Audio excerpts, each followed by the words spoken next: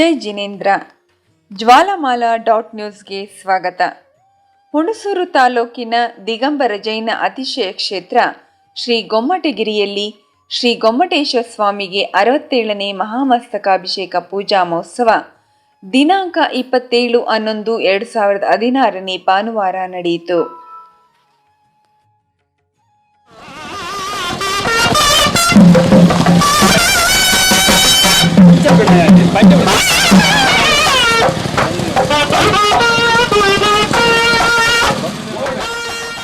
Shri Shri doctor Devendra ಕೀರ್ತಿ ಭಟ್ಟಾರಕ ಪಟ್ಟಾಚಾರ್ಯವರ್ಯ ಮಹಾಸ್ವಾಮೀಜಿಗಳವರ ಮಾರ್ಗದರ್ಶನದಲ್ಲಿ ನಡೆದ ಪೂಜಾ ಕಾರ್ಯಕ್ರಮದಲ್ಲಿ ಶ್ರೀ ಗೊಮ್ಮಟಗಿರಿ ಕ್ಷೇತ್ರ ಸೇವಾ ಸಮಿತಿಯ ಸರ್ವ ಪದಾಧಿಕಾರಿಗಳು ಉಪಸ್ಥಿತರಿದ್ದು ಭಕ್ತಿಪೂರ್ವಕವಾಗಿ ಪೂಜಾ ಕಾರ್ಯವನ್ನು ನೆರವೇರಿಸಿದರು.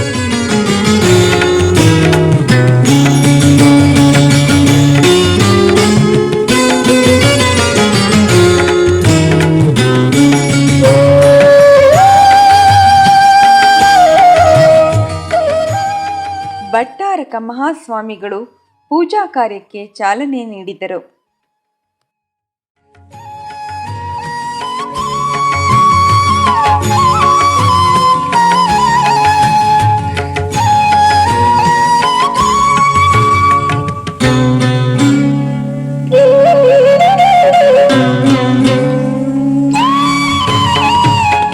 ಈ ಪರಿಯ ಸೊಬಗಾವ ದೇವರೊಳು ಕಾಣೆ, ಈ ಪರಿಯ ಸೊಬಗಾವ ದೇವರೊಳು ಕಾಣೆ. ಶ್ರೀಪತಿಯ ಕಂದ ಸಿರಿಬಾಹುಬಲಿಗಲ್ಲದೆ ಈ ಪರಿಯ ಸೊಬಗಾವ ದೇವರೊಳು ಕಾಣೆ.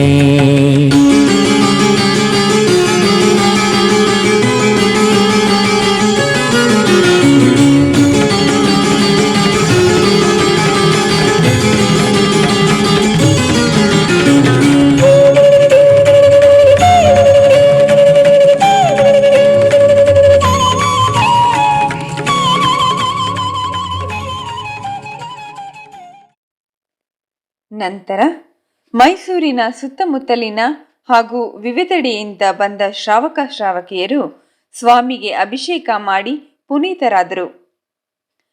ಬಾಹುಬಲಿ ಮೂರ್ತಿಗೆ ಎಳನೀರು, ಕ್ಷೀರಾಭಿಷೇಕ, ಗಂಧ, ಚಂದನ, ಅಷ್ಟಗಂಧ, ಪುಷ್ಪವೃಷ್ಟಿ ಅಭಿಷೇಕಗಳು ನೋಡುಗರ ಕಣ್ಮನ ತುಂಬಿತು.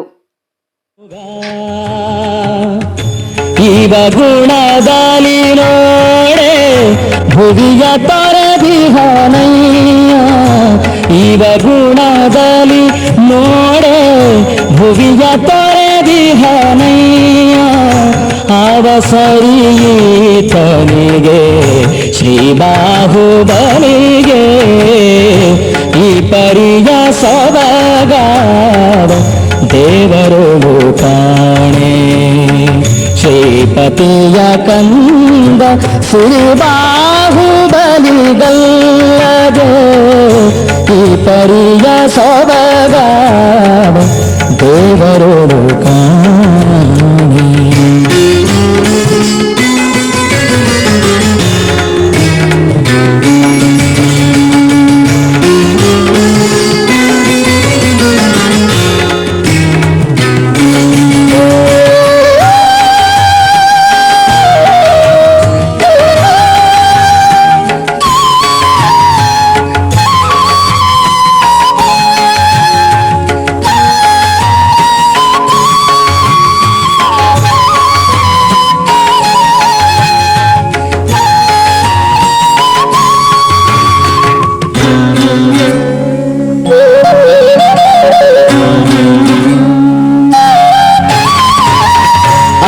ಸುತನದಲ್ಲಿ ನೋಡೆ ಭರತ ಚಕ್ರಿಯನುಜ,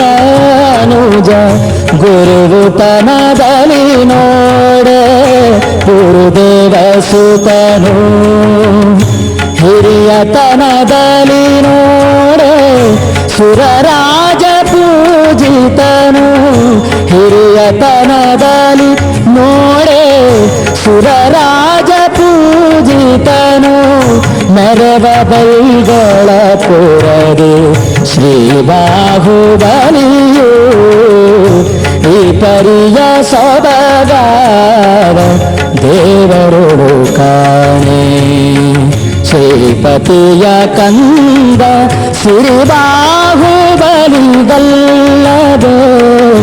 ಈ ಪರಿಯ ಸೊಬಗಾವ ದೇವರೊಳು ಕಾಣೆ.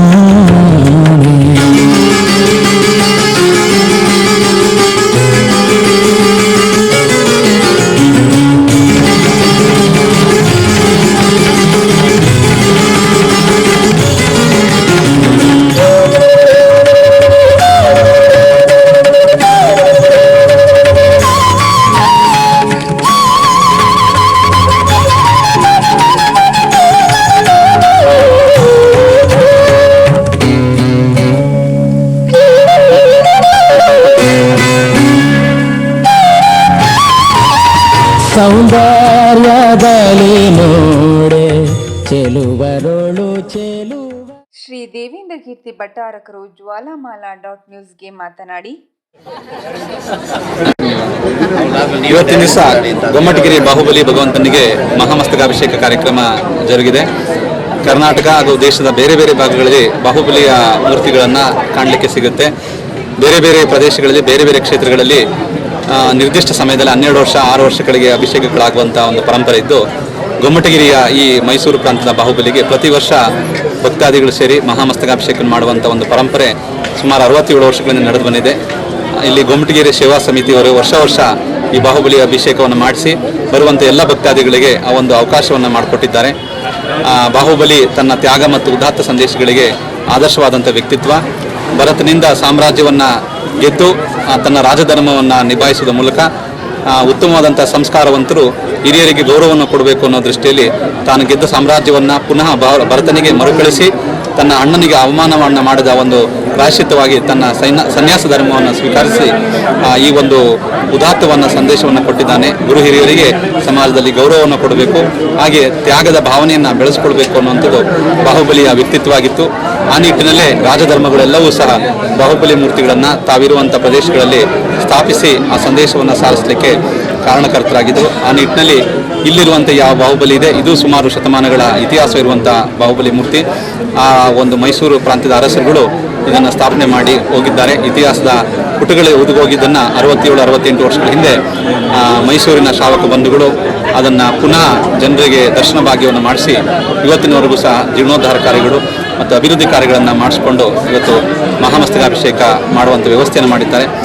ಅನೇಕ ಜೀರ್ಣೋದ್ಧಾರ ಕಾರ್ಯಗಳು, ಅಭಿವೃದ್ಧಿ ಕಾರ್ಯಗಳು ನಡೀತಾ ಇದೆ. ಮುಂದಿನ ದಿನಗಳಲ್ಲೂ ಸಹ ವಿಶೇಷವಾದಂಥ ಈ ಕ್ಷೇತ್ರದ ಅಭಿವೃದ್ಧಿ ಕಾರ್ಯಗಳಾಗಲಿ, ಸರ್ಕಾರದಿಂದ ಯಾತ್ರಿ ನಿವಾಸದ ಯೋಜನೆ ಪ್ರಾರಂಭ ಆಗಿದೆ, ಕುಡಿಯುವ ನೀರಿನ ವ್ಯವಸ್ಥೆ ಆರಂಭ ಆಗಿದೆ. ಹೀಗೆ ಬೇರೆ ಬೇರೆ ಯೋಜನೆಗಳು ಕ್ಷೇತ್ರ ಕಮಿಟಿಯವರು ಮಾಡ್ತಾ ಇದ್ದಾರೆ.